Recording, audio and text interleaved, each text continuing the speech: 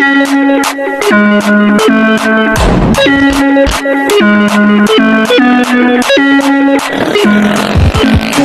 get it, let's get it, let's get it.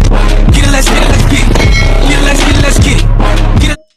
Morning sa inyo, magdi-display tayo rito sa sa Antipolo ng Isuzu Jeep. Yan, dito tayo sa General Assembly sa may Gems Hotel. Papakita ko sa inyo sa loob yung General Assembly. Ito ang ating Isuzu Class 2 modernized Jeep. Diba?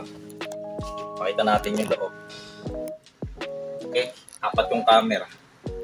May aircon. Ayan yung aircon. Yan. Okay, let's go.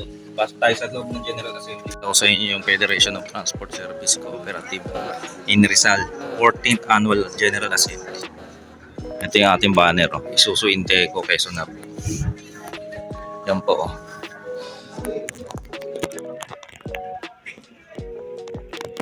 General Assembly meeting ng mga kooperatiba dito sa Antipolo, Rizal.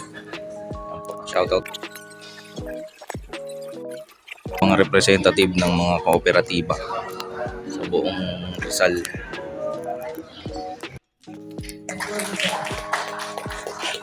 Easy way. Ay Memo Transport Cooperative. Metro Rizal Transport Cooperative. Dalawang Metro Rizal, may AUD, may TUJ, sir. We have the San Rafael Transport Cooperative. Antipolo Transport Cooperative. People's Transport Cooperative.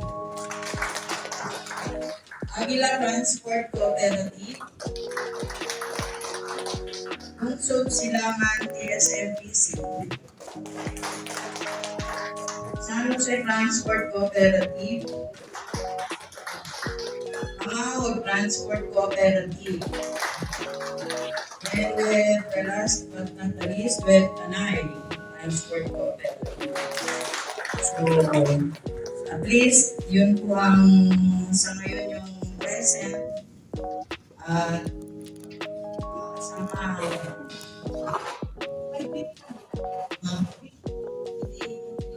may beat ko pa po, sorry naman. Beat ko, may binangonan.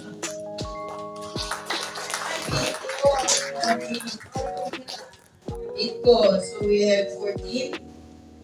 At least po, para ipagpatuloy ang ating pong programa, ay pakinggan po muna natin ang welcome address na ang ating chairperson na si Chairman Arcadio Inso.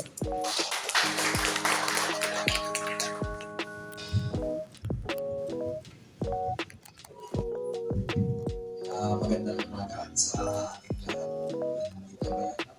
Sa kay Sir Ortega, Chairman ng Office of Transportation Cooperative, kay Sir Art Gasa ng Gasa Consultation, sa lahat na nandito ngayon. Welcome po dito sa ating 14th General Assembly ng Federation of Transport Service Cooperative in Rizal. So, sana ipagpatuloy natin ang ating activities na ganito at mapaulat pa rin natin ang ating Transport Federation. Ayun po, maraming salamat po. Maraming salamat po, Chairman Inso. Ngayon po, ay medyo honored para kilala po ang ating guest speaker. Siya po ay, ang family niya po ay galing lang yun. Siya yung pala si Sir. Pero siya po ay pinanganak sa Bukidnon. Huwag na po natin itanong kung kailan na po natin alam yung kanyang kinasa.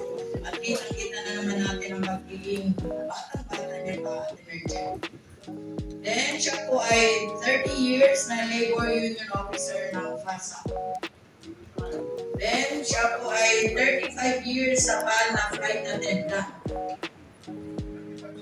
Kasama, siya po ay na-appoint noong February 2023. At siya, since then, lagi natin siya nakikita sa TV at sa mga forum na para na po siyang alter ego, ewan ko kung si Secretary Bautista o si Chairman Guadis. So, mga kasama, hindi ko pa tatagalin. Ang ating pong chairman ng OTC sa ngayon, si Sir Jesus Ferdinand Ortega.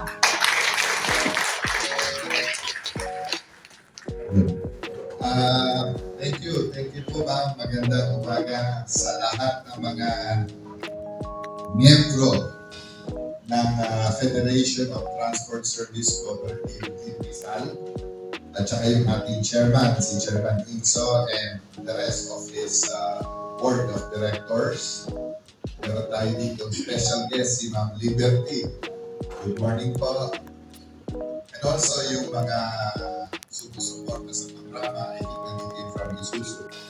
Ito yung mga pagtitipon na masarap puntahan because ito yung grupo na nabuo ninyo 40 years ago pala ay yung mga iba pinapangarap ka.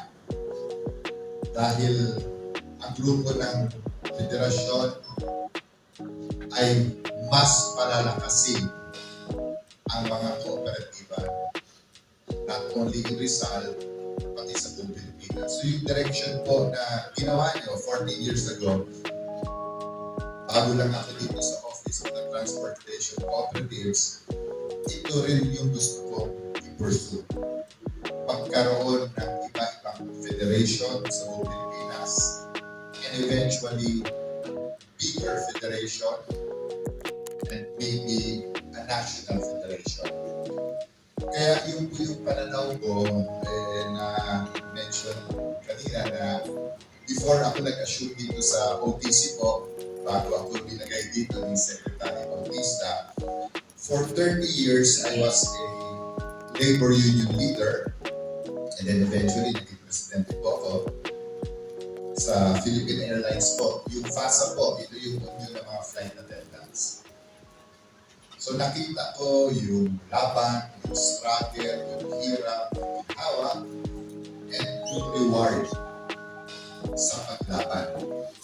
So nung ako yung ibigay ni Secretary Bautista at sinabi sa akin yung opisina ng Office of Transportation Cooperatives, inugal ko na agad at sinilip ko. Tinignan ko, history tungkol sa opisina, and then eventually, syempre, nadala ko sa inyo, sa mga miyembro, sa mga stakeholders. And automatic, approve sa akin na pumasok dito sa opisina na to dahil ito rin yung mundo ko. Yung mundo ko rin po. Pareho na po tayo. Dati mga miyembro ko, magagandang flight attendant. Video natin. Ay, sorry. Sama kayo, ma'am. Sige, sama kayo dun. Ayan, yung mga sekretary ng video natin. Tapos na yung meeting ng Federation of Transport Service Cooperative. Video natin. Para lang meron tayong souvenir. Pinag-usapan yung mga concern dito sa sa transport sa Antipolo. Ayan. Ako sa kanila lahat.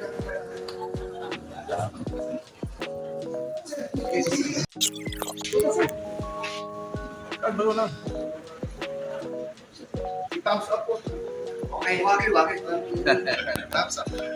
Nice one.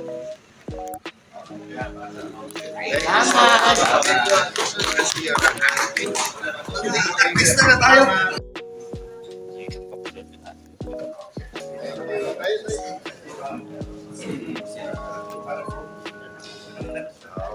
Thank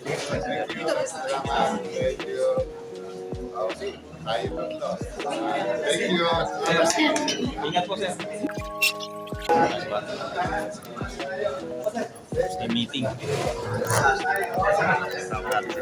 May meeting.